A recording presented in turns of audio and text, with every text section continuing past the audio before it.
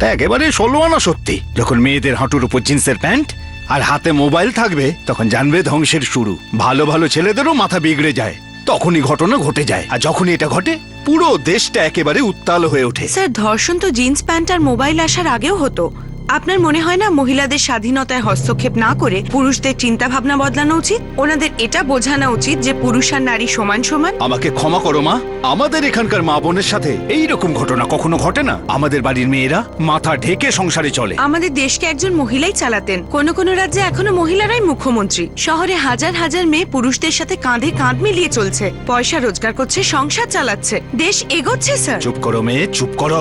সব সময় ছেলেদের কাঁধ মেয়েদের কাঁধের থেকে ওপরেই থাকে, আর দুনিয়ার মানুষের কাছে মেয়েরা কাঁধে কাঁধ মেলাবে, এর থেকে আর লজ্জার ব্যাপার কি হতে পারে? দেশ থোড়াই আগে এগোবে। মেয়েরা আজও বাচ্চার জন্ম দেয়, মেয়েরা সংসার দেখবে, ঘরটাকে সাজাবে, আর ছেলেরা রোজগার করবে, বাচ্চা আর তার স্ত্রীকে সামলাবে। এতদিন পর্যন্ত এটাই হয়েছে আর এটাই হবে। যেটাকে তুমি পরিবর্তন বলছো সেটা পরিবর্তন নয়, ওটা ধ্বংস, ধ্বংস। আর এর শুরুটা তোমরা শহরের লোকেরা করেছো। সমস্ত সংস্কার, সমস্ত শালীনতা মাটিতে মিশিয়ে দিয়েছো তোমরা আর তোমাদের শহর এই দেশকে গড়ে তোলেনি। আমরা এখন এই গায়ের শালীনতা বজায় রেখেছি, এখন আমাদের সংস্কার আর আমাদের মর্যাদাকে বাঁচিয়ে রেখেছি। কেউ বিরোধিতা করতে আসুক না, সংখ্যায় আমরা অনেক। সরকার আমরাই তৈরি করি, আবার ফেলেও দিই।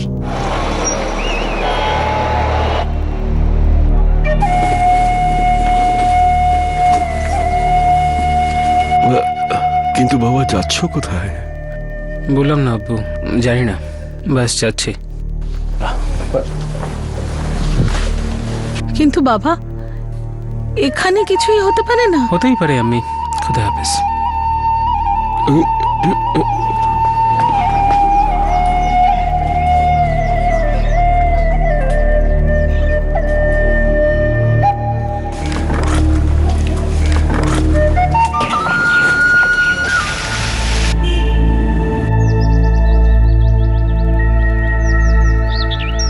আরে বাবা, কিছু তো বলো, হ্যাঁ কি না? হ্যাঁ Seema, it's a bloody good offer. এক তো মুম্বাইয়ের মতো জায়গা নেই এই পৃথিবীতে, আর তোমার মতো মেয়েও তো নেই। কাম অন, চলে এসো না। আরে ভাববার সময় তো দাও। আরে কাম অন, আমরা একসঙ্গে থাকবো একই শহরে, তুমি এখনো ভাববে? সীমা, আমি বলছি তুমি আজই রেজিগনেশন দিয়ে দাও আর তাড়াতাড়ি চলে এসো। আর শোনো, মুম্বাইতে এসে ব্যাগ গুছিও। ইয়া, ভেরি ফানি। তুমি আসছো তো পাক্কা? আই মিস ইউ বাবা লটস। আমি সত্যি বলছি। আমি জানি। ঠিক আছে, মা বাবার সঙ্গে কথা বলছি। Asima, it's very good opportunity. এমন সুযোগ বারবার আসে না। আর আসিমা, প্রসেনজিৎও তো আছে ওখানে। বিয়ের আগে দুজনে সময় কাটালে ভালো হবে। আর দিদি, শুধু সময় কাটালেই কিন্তু হবে না। আর তুমি জানো, 3 বছর ধরে আমি ওয়েট করছি, কবে আমি করিনা কাপুরের মতো লেহেঙ্গা বানাবো, কবে তোমার বিয়ে হবে, কবে বউ ভাত হবে। উফ দিদি, তুমি তো আমাকে পুরো বোর করে দিচ্ছ। এই হ্যালো, এটা আসল লাইফ, কোনো করণ জোহরের মুভি নয়। আরে আমাদের ক্যারিয়ার সেটেল করতে হবে, নিজেদের সেটেল করতে হবে। আর প্রসেনজিৎ ওখানে গেছে 1 বছরও হয়নি। And you have no idea যে কর্পোরেট সেক্টরে কতটা কম্পিটিশন থাকে। You have to be on your toes all the time. শোনা, ওটাতেই তো মজা। মুম্বাইয়ের কম্পিটিশন, পুরুষ হোক বা মহিলা, তার থেকে তার বেস্টটা বার করে আনে। জানি না বাবা, কিন্তু প্রথমবার মুম্বাই, আমার তো একটু নার্ভাস লাগছেই। আমার মেয়ে অসীমা আর নার্ভাস, এটা হতেই পারে না। আর দেখো, ওই রেজিগনেশন লেটারটা টাইপ করেছো? আজকে দিয়ে দেবো। Absolutely. And trust me Asima, এই সিদ্ধান্ত তোমার লাইফটাই চেঞ্জ করে দেবে। হোপফুলি। খাও খাও।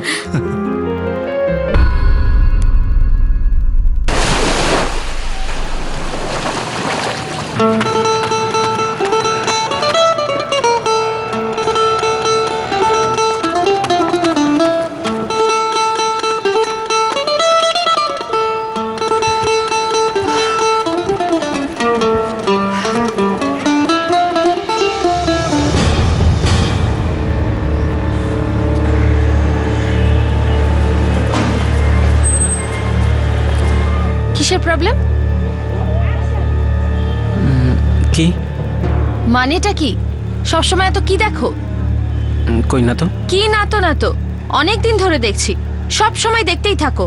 আর কোনো কাজকর্ম নেই? প্রবলেম আছে কোনো লাইফে?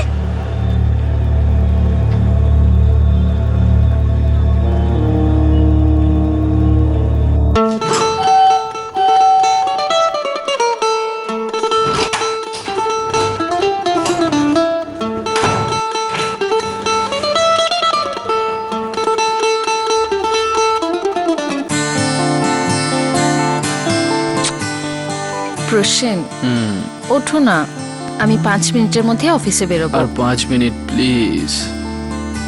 অফিসে অনেক কাজ ছিল, অনেক রাতে শুয়েছি, আমি 5 মিনিটের মধ্যে উঠছি। আচ্ছা ঠিক আছে, যেসব কাজ আছে এই উইকেন্ডেই শেষ করে ফেলবে। সানডে বাড়িতে কোনো কাজ আনবে না, আমি এখনই বলে দিলাম। সানডে সকালে তাড়াতাড়ি উঠবো, কফি খাবো আর বাইরে গিয়ে প্রচুর টাইম স্পেন্ড করব। ওকে? ওকে।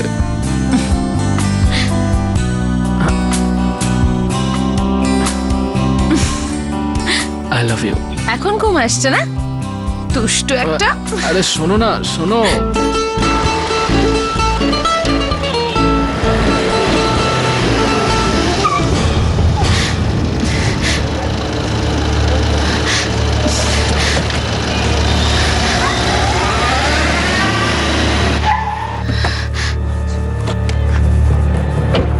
এই ইউ, শোনো, এদিকে এসো। তোমাকে ভালো করে বললাম, তোমার মাথায় ঢুকলো না? সাহস হলো কি করে এসব করার? কি ভেবেছোটা কি তুমি আমাকে? হ্যাঁ excuse me, what happened? Any problem? Sir, এই ছেলেটা অসহ্য। আমি যখনই সোসাইটিতে আসি, যেখানেই যাই, ও সব সময় দেখতে থাকে। এর নোংরা নজর সরেই না, and he is so irritating. কিরে, মারধর খেতে চাস নাকি? আমি ওকে বলেওছি, কিন্তু ওর মাথায় কিচ্ছু ঢোকে না। মাঝে মাঝে মনে হয় এক থাপ্পড় মারবো, তাহলে ওর মাথায় ঢুকবে। তোর নাম কি?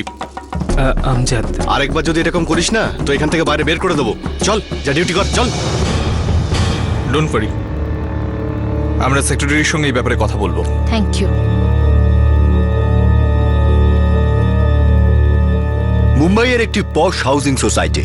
একজন সিকিউরিটি গার্ড বিল্ডিং এ বসবাসকারী একটি মেয়েকে সব সময় অশ্লীল নজরে দেখতে থাকে, তাকে সব সময় ডিসকমফোর্ট ফিল করায়। সেই মেয়েটি চুপ করে থাকে না, ইগনোরও করে না, সে প্রতিবাদ করে আর তাকে ওয়ার্নিংও দেয়।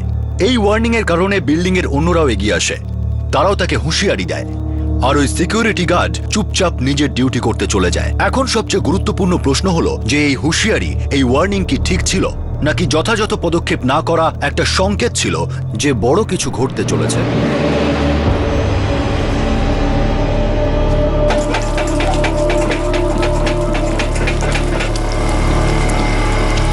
সালা পেটে ইঁদুর দৌড়চ্ছে বে। তোর খাবার রেডি হলো রে? আচ্ছা, তুই আর একটু মেখে দে না।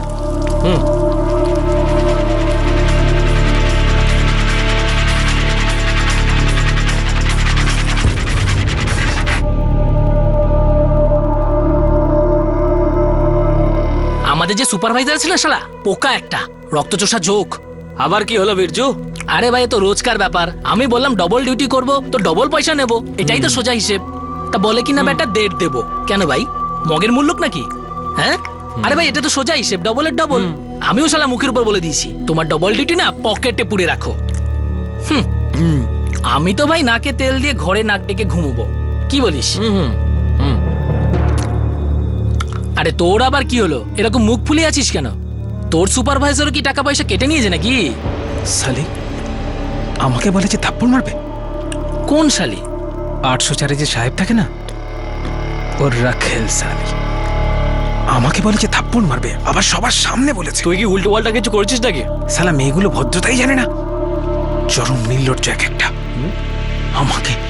আমাকে বলছে থাপ্পড় মারবে। ও আমজাদ, এখানকার হিসাব নিকেশ না আমাদের গ্রামের মতো না যে মেয়েরা সবসময় মাথা নিচু করে চলবে। এখানকার হিসেব আলাদা। প্রথম আমারও খুব প্রবলেম হতো, পরে সব সয়ে গেছে। তোকে একটা কথা বলছি শোন, এসব ফালতু কথা ভাবিস না। আর এই জিন্স পরা ম্যাডামদের নখরা সহ্য করা শিখে নে বাবু। আমি বলি কি, চোখ বুঝে ডিউটি করা শিখে নে। ডিউটি নে, খা।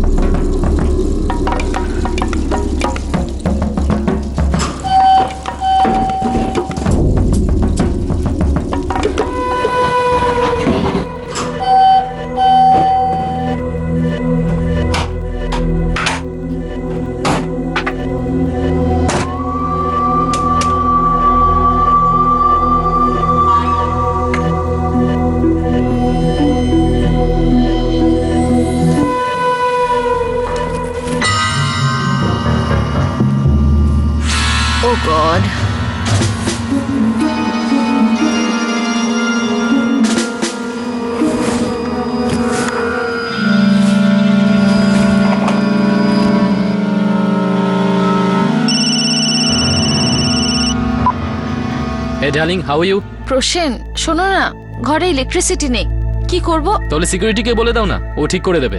আর এমনিতেও কমপ্লেক্সে 24 ঘন্টার জন্য একটা ইলেকট্রিশিয়ান রয়েছে, ওকে ফোন করো। তোমার কাছে ইলেকট্রিশিয়ানের নাম্বার আছে? কারণ ইন্টারকমও কাজ করছে না। আমার কাছে এ উইং এর সিকিউরিটি গার্ডের নাম্বার আছে, so I will forward you this number. তুমি ওকে বলো ইলেকট্রিশিয়ানকে ডেকে দিতে, right? Okay, bye, see you.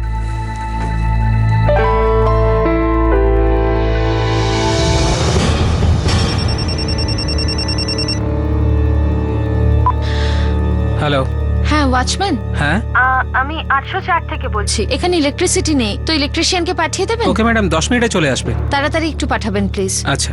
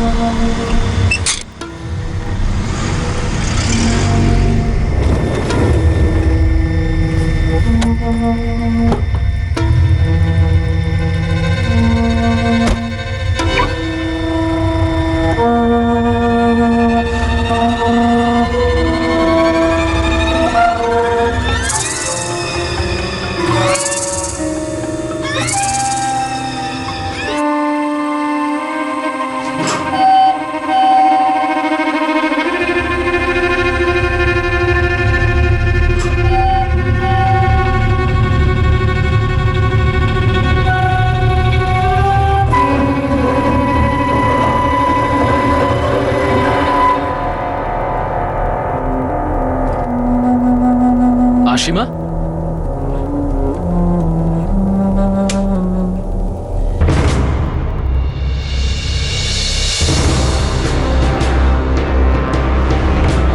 আশিমা, আশিমা, Ashima কি হয়েছে? Ashima, common common, Ashima get up. Security, security কেউ আছেন? প্লিজ আসুন। আশিমা ওঠো। ও security, help. Rafiq Babu, please please help, দরজাটা খুলুন প্লিজ। দীনেশ বাবু, প্লিজ দরজাটা খুলুন please, help. Dinesh Babu.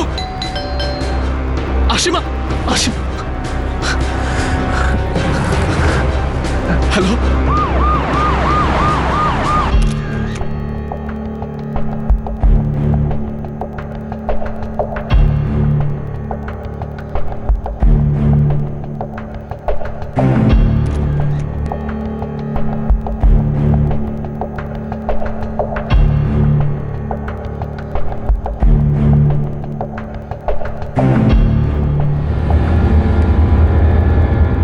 আশিমার parents কালকের ফ্লাইটে আসছে। আপনার সঙ্গে শেষ কবে ওর কথা হয়েছিল? রাতে দুবার হয়েছিল। প্রথমবার 11:30টার সময় যখন ইলেকট্রিক ছিল না, আর দ্বিতীয়বার? ওই 1:15 নাগাদ। প্রসেন, ইলেকট্রিশিয়ান বলল যে শুধু বেডরুমের ফ্যানটা চালিয়ে রাখতে, বাকি সব অ্যাপ্লায়েন্সেস বন্ধ রাখতে। মনে হয় ওয়্যারিং এ কোনো প্রবলেম হয়েছে। আচ্ছা, এখনো কাজ করছে নাকি? না না, ও চলে গেছে। কালকে সকালে আবার আসবে, বলল যে কিছু এক্সট্রা ইকুইপমেন্ট লাগবে, ওইসব নিয়ে আসবে। তুমি কখন আসছো? সীমা, অনেক কাজ বাকি, লেট হবে, তুমি শুয়ে পড়ো। ওকে, টেক কেয়ার, বাই। তখনই শেষ কথা হয়েছিল। ইলেকট্রিশিয়ান ওনাকে বলেছিল শুধু ফ্যান অন রাখতে। আশিমা তো আমাকে এটাই বলেছিল। আপনি প্রথমবার ওর সঙ্গে কথা বলেন রাত্রি 11:30 নাগাদ। ও আমাকে ফোন করলো আর বললো ইলেকট্রিসিটি চলে গেছে। আমি তখন ওকে সিকিউরিটির নাম্বার দিলাম আর ওকে বললাম ওদের বলতে ইলেকট্রিশিয়ান পাঠাতে। ডিউটিতে আমজাদ খান ছিল স্যার। এখন কোথায়? এখানেই তো থাকার কথা ছিল, কিন্তু নেই, ও কোথাও চলে গেছে। আবার ফোনটাও তুলছে না ও। ইলেকট্রিশিয়ানকে ডাকো। হ্যাঁ স্যার। এই সিসিটিভি ক্যামেরার ফুটেজ কোথায় স্টোর হয়? কোথাও হয় না sir, this is only for show. আমি কমিটিকে অনেকবার বলেছি যে ঠিক করিয়ে নিন, ঠিক করিয়ে নিন। মানি ইজ নট ইস্যু, এটা প্রয়োজনীয়, কিন্তু করলো না। এবার হলো তো?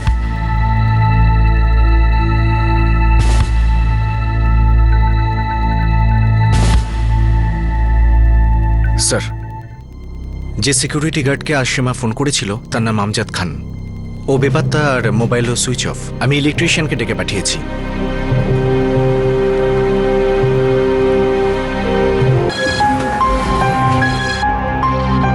স্যার আমার নাম শ্যাম তাওড়ে। আমি এই ফ্ল্যাটে দুবারই এসেছিলাম। দুবার? হ্যাঁ সাহেব, প্রথমবার ধরুন ওই 11টা বেজে 45 মিনিটে।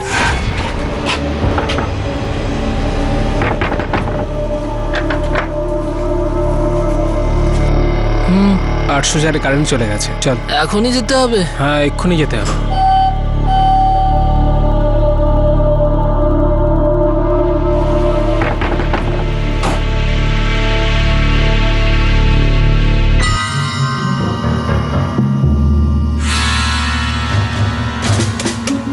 দাদা কিন্তু প্রবলেমটা কি হয়েছে? ম্যাডাম, প্রবলেম মেন সুইচে মনে হচ্ছে।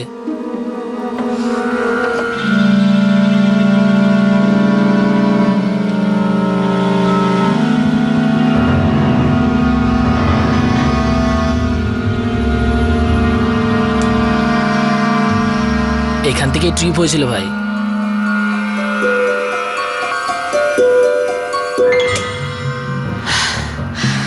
এখন সব ঠিক হয়ে গেছে ম্যাডাম, তাও আপনি একবার চেক করে নিন। থ্যাংক ইউ দাদা।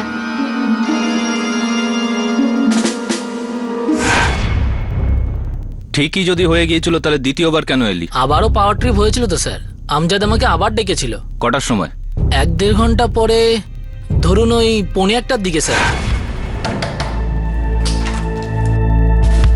কি দাদা, একবারে ঠিক করে দাও না, বারবার একই প্রবলেম।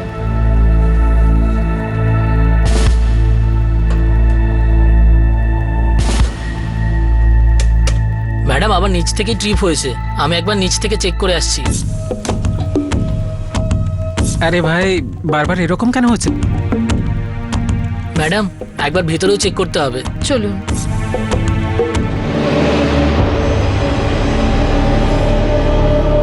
ম্যাডাম এখানে তো সব ঠিক আছে, মেইন লাইনে কোনো প্রবলেম হয়েছে মনে হয়। তো এখন কি করতে হবে? এখন পুরো ঘরের ওয়্যারিংটা চেক করতে হবে ম্যাডাম। এখন এত রাতে? এক কাজ করুন না ম্যাডাম, আপনার বেডরুমের ফ্যানের লাইনটা আলাদা, ওটা এখন চালু রাখুন, বাকি সব বন্ধ রাখুন।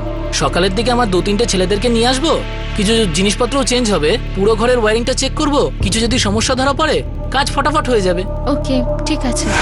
ব্যাস সাহেব, আমি আমজাদের সাথে নিচে নেমে এলাম। আর আমজাদ উধাও।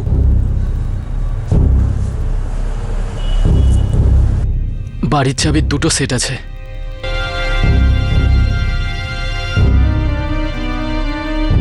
ঘরে ফোর্স এন্ট্রির কোনো চিহ্ন নেই।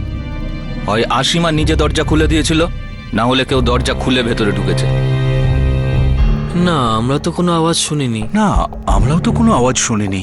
কিন্তু প্রসেনজিৎ তো বললো যে বডিটা পাওয়ার পর আপনাদের ফ্ল্যাটের বেলি বাজিয়েছিল ভোর 4:20 রফিক বাবু please please help! Dinesh Babu please দরজাটা খুলুন, please help! Dinesh Babu! Sorry sir, আমি শুনতে পাইনি। না, আমিও তো শুনিনি স্যার।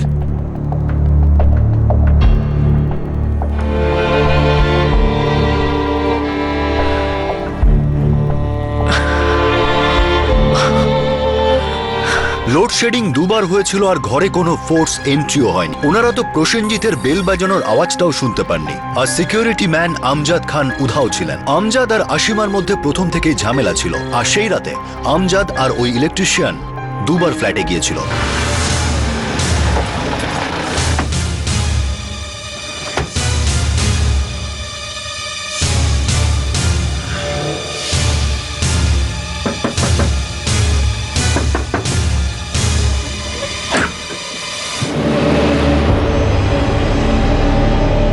আগে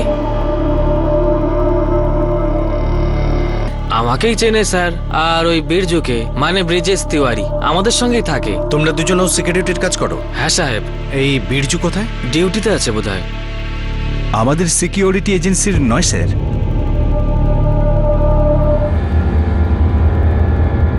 ছুরি দিয়ে গলাটা কাটা হয়েছে, একেবারে তাই, কোনো ভুল নেই। মৃত্যুর সময় রাত এই 1:30 থেকে 2:30-এর মধ্যে। কোনো সেক্সুয়াল অ্যাসল্ট? না, সেরকম কিছু বোঝা যাচ্ছে না, তবে ডিটেল পোস্টমর্টেম রিপোর্টের পরে হয়তো বলা যেতে পারে। কিন্তু হাতাহাতি তো হয়েছে দেখুন, আর মেয়েটা ফাইট ব্যাকও করেছিল। হাতে নখের আঁচড় রয়েছে, পুরো শরীরে রয়েছে, গলাতেও রয়েছে। অ্যাটাকার মনে হয় মেল ছিল। জামা কাপড় তো ছেঁড়া রয়েছে। হতে পারে রেপের অ্যাটেম্প নেওয়া হয়েছিল আর মেয়েটাও ফাইট ব্যাক করেছিল। আর কিন্তু প্রতিবেশীরা তো বলছিল কোনো চিৎকার শোনেনি, কোনো আওয়াজ শোনেনি, কিচ্ছু না। এত গভীর ঘুম সব প্রতিবেশীর, এটা বিশ্বাস হয় না।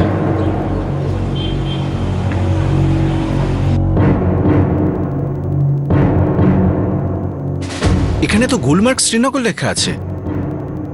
লোকটা 2 বছর ধরে আপনার এজেন্সিতে কাজ করছে, না গ্রামের কোনো অ্যাড্রেস রয়েছে, না কোনো কন্ট্যাক্ট নাম্বার। স্যার ও তো প্রায় রেগুলারই ছিল। ওর এজেন্সির কাছে ওর বেসিক কোনো অ্যাড্রেসই নেই, কোনো অ্যাড্রেসই নেই। এই লোকটা কি করে রেগুলার হতে পারে? আর আপনারা বলছেন যে আশিমার সাথে ওর কোনো ঝগড়া হয়েছিল, তো কোনো অ্যাকশন নেননি কেন আপনারা? অ্যানুয়াল জেনারেল মিটিংয়ে আমরা এই সাজেশনটাই দিতাম যাতে পুরো সিকিউরিটি সিস্টেমটা চেঞ্জ করা হয়। আপনাদের 3টে বিল্ডিং, 18 জন গার্ডস, একজন সুপারভাইজার, কিন্তু কোনো গার্ডেরই পেপার স্টিক নেই, আর তার মধ্যে একজন মিসিং। স্যার কি করে বোঝাবো?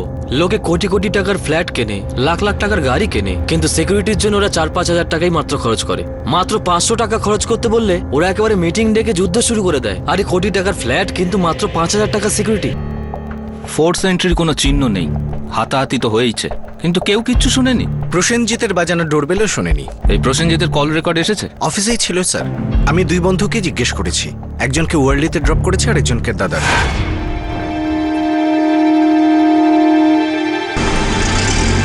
এর মানে হলো এখন আমাদের প্রধান দোষী হলো আমজাদ খান, সিকিউরিটি গার্ড, যে এই মুহূর্তে নিরুদ্দেশ। স্যার আমি ওর ছবি শ্রীনগর ফ্যাক্স করেছি। ওখানকার হেডকোয়ার্টার জানিয়েছে যে ওটা স্ক্যান করে খোঁজ খবর করবে।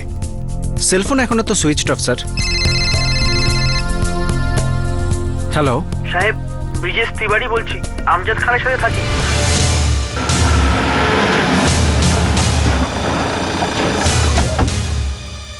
আমজাদ ফোন করেছিল সাহেব, ও বলল খুব বড় ভুল করে ফেলেছে, বড় একটা অপরাধ করে ফেলেছে। কোথা থেকে করেছিল ফোন? সেটা বলেনি স্যার। মাথা ঘুরে গেছিল আমার, মাথায় রক্ত উঠে গেছিল, আরে পাগল হয়ে গেছিলাম। আরে পাগল, কোথায় লুকিয়ে আছিস তুই? আরে এখানে পুলিশ তোকে খুঁজছে। এক কাজ কর, তুই জলদি এখানে চলে আয়। আর পুলিশকে সব ঘটনা বলে দে। তোর জন্য আমাদের সবাইকে মরতে হচ্ছে। আমি এখন আর আসবো না। তবে কোথায় যাবি তুই? যাচ্ছি ভাই। জিজ্ঞেস করিস না কোথায় যাচ্ছি। আমজাদ তুই? ওর ফোন নাম্বার ট্র্যাক করো, আর যাতে মুম্বাই ছেড়ে পালিয়ে না যায়। স্যার দ্বিতীয়বার যদি ও ফোন করে তাহলে ওকে বুঝিয়ে দিও, যত পালাবে ততই ফাঁসবে। ধরা তো এমনিতেই পড়বে, স্যারেন্ডার করার জন্য বলে দিও ওকে। স্যারেন্ডারের মানে বোঝো তো তুমি? জানি স্যার, আর আমি ওকে বুঝিয়ে দেবো স্যার।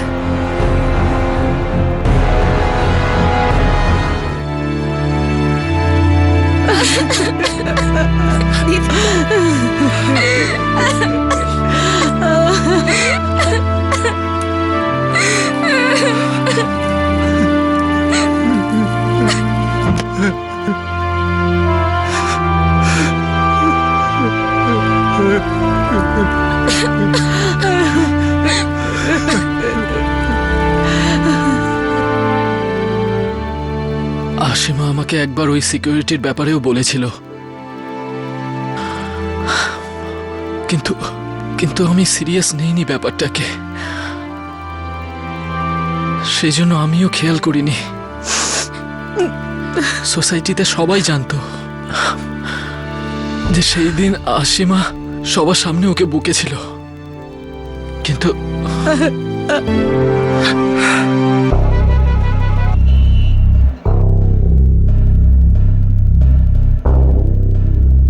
ফিরোজপুরের ছেলে স্যার, ওর নাম আমজাদ খান। ওর বাবা ট্রেড পোস্টে কাজকর্ম করেন। আমজাদের ঘর কোনটা? কোনটা? এইটা?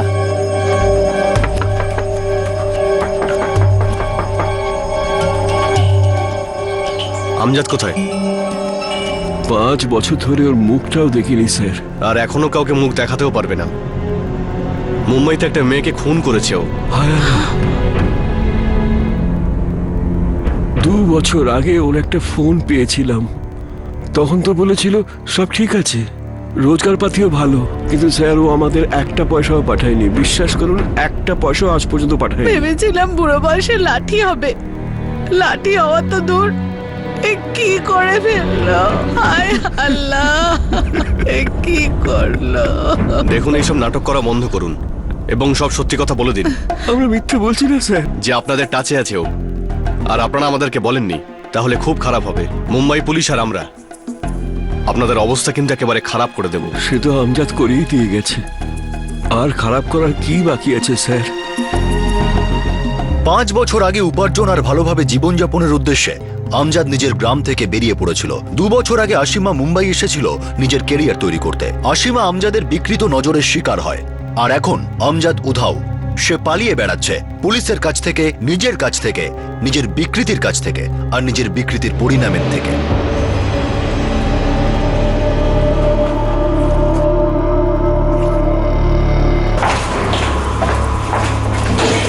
স্যার, আমজাদ 10 মিনিটের জন্য সেল অন করেছিল। লোকেশন বরিভ্যালি স্টেশনের কাছাকাছি। সুরাটের কাউকে ফোন করেছিল।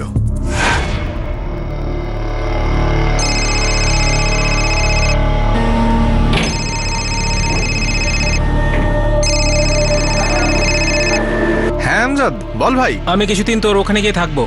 আজকে সন্ধ্যেবেলায় বেরোচ্ছি। সব ঠিকঠাক আছে তো ভাই? না ভাই, কিচ্ছু ঠিক নেই। পৌঁছে সব বলছি তোকে।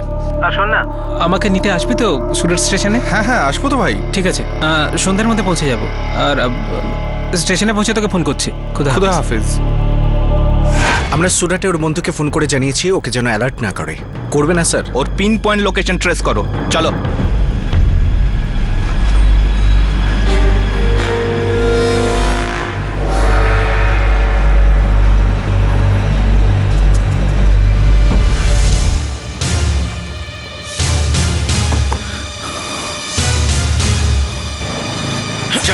চল চল চল।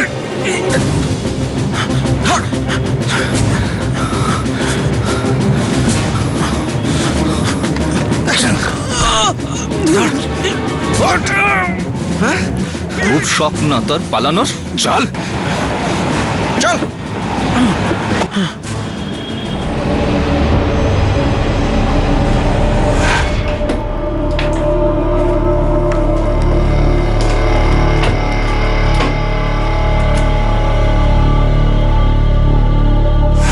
সবার সামনে বলেছিল থাপ্পড় মারবে, সালা সবার সামনে অপমান করেছিল।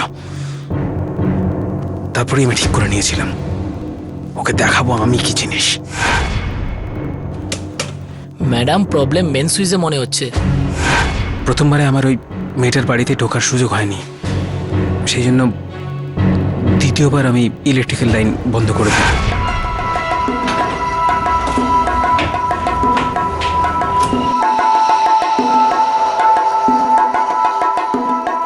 ম্যাডাম, একবার ভেতরেও চেক করতে হবে। চলুন।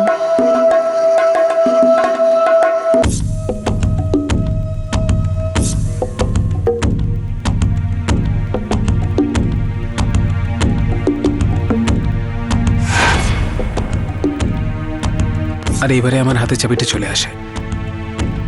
তারপর কিছুক্ষণের মধ্যে আমি ওর ঘরে ঢুকে যাই।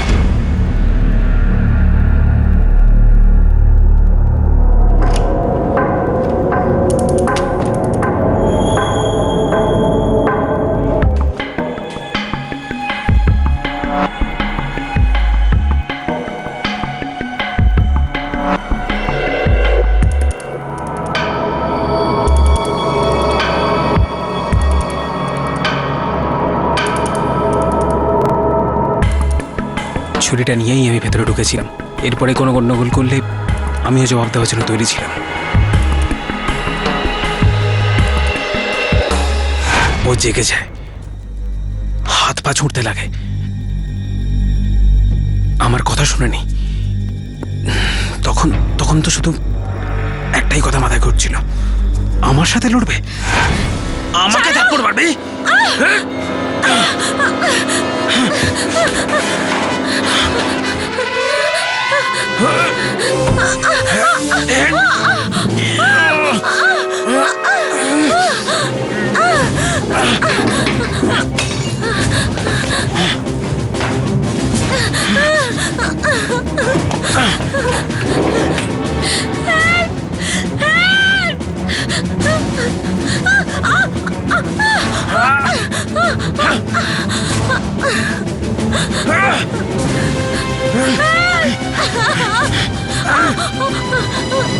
আমি একটু ভয় পেয়ে গেছিলাম, মনে হচ্ছিল প্রতিবেশীরা জেগে যাবে আর তাহলেই সব শেষ।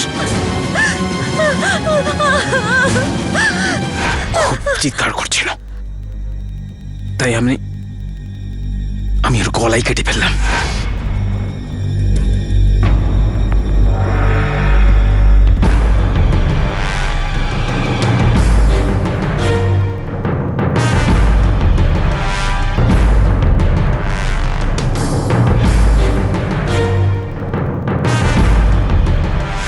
কলোনির বাইরে একটা ময়লা ফেলার জায়গা আছে। ইউনিফর্ম আর ছুরি ওখানেই ফেলে দিয়েছিলাম আমি।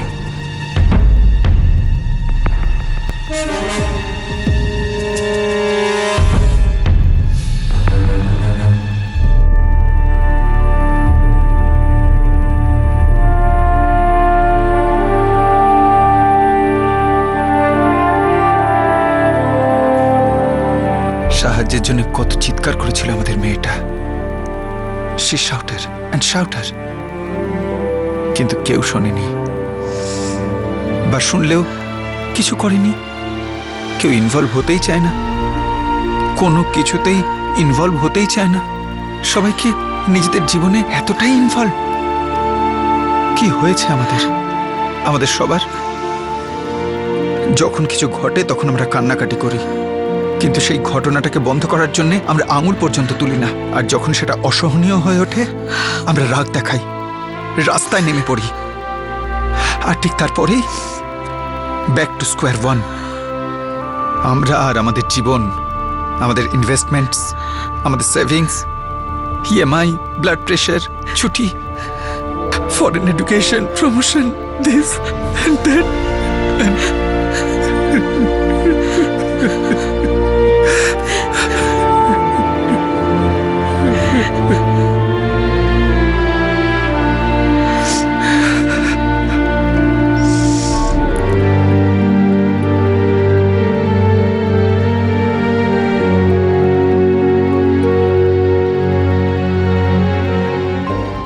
আরে ভাই, আমি শুনেছি ওই সিকিউরিটি সার্ভিসটা নাকি বেস্ট। সেসব তো ঠিক আছে, কিন্তু গেটে সারাদিন বসে আরাম করার জন্য 11,000 টাকা per month is not happy. দেখ, কেউ এগ্রি করবে না।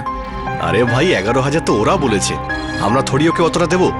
আমরা 7 থেকে শুরু করব, 8 অব্দি কি রাজি হয়ে যাবে, কি বলো? ভাই টাকা তো অনেক, কিছু তো কম করাতেই হবে। তাহলে সব মেম্বারদের রাজি করাবো কেমন করে? না না, তা বলে কি করে হবে, রাজি তো করাতেই হবে। হ্যাঁ, চল, চল, কিছু দেখতে তো হবে, একটা করতেই হবে নাকি? করতে হবে, ঠিক। পুলিশ এখন আমজাদ খানের বিরুদ্ধে চার্জশিট ফাইল করছে। মার্ডারের সঙ্গে সঙ্গে মোলেস্টেশন আর অ্যাটেম্পটেড রেপের চার্জও তৈরি করা হবে। সাম্প্রতিককালে ঘটা দিল্লি কেসের পর মনে করা হচ্ছে যে এই কেসটাও ফাস্ট ট্র্যাক কোর্টেই দাখিল করা হবে। এই কেসটার ক্ষেত্রেও হয়তো অপরাধীকে কঠিন থেকে কঠিনতম শাস্তি দেওয়া হবে। যেমন দিল্লির কেসটাতে মৃত্যুদণ্ডের দাবি করা হয়েছে। অপরাধের জন্য কঠোর শাস্তি হওয়া উচিত। শাস্তির ভয় অপরাধকে কন্ট্রোল করে।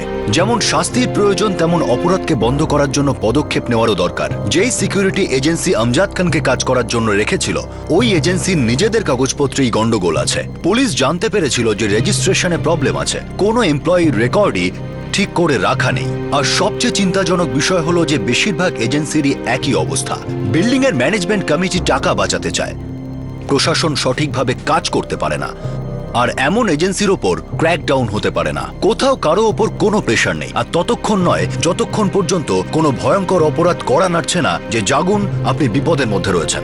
আমজাদ খানের শাস্তি অবশ্যই পাওয়া উচিত, যাতে আসিমার সঙ্গে ন্যায় হয়, যাতে সমাজের, দেশের আইন বহাল থাকে। কিন্তু এই অসমান ভাগে ভাগ করা সমাজ নিজেই কি নিজের অপরাধী নয়? এর জন্য কি সাজা আছে আর কাকেই বা দেওয়া হবে? আর সবচেয়ে গুরুত্বপূর্ণ প্রশ্ন যে এই অপরাধ বন্ধ কি করে করা যাবে? আমরা একটা কথা স্পষ্ট করে দিতে চাই যে আমরা মেয়েদের উপর ঘটে চলা সেক্সুয়াল অ্যাটাককে কোনো ইকোনমিক জাস্টিফিকেশন দিচ্ছি না। মেয়েদের উপর অত্যাচার করা, যেখানে রেপও শামিল, এটা আসলে পুরুষ প্রধান সমাজের একটি বাই প্রোডাক্ট। আর এই বিষয়ে প্রতিক্রিয়া আমরা আমাদের পলিটিশিয়ানদের মুখে প্রায় শুনতে পাই, যারা মেয়েদের কাপড় আর তাদের টেকনোলজি ব্যবহার করার বিষয়ে প্রায় মন্তব্য করে থাকেন। এই মধ্যযুগীয় চিন্তা পুরুষদের সমাজে একটা বিকৃতি বলা যায়।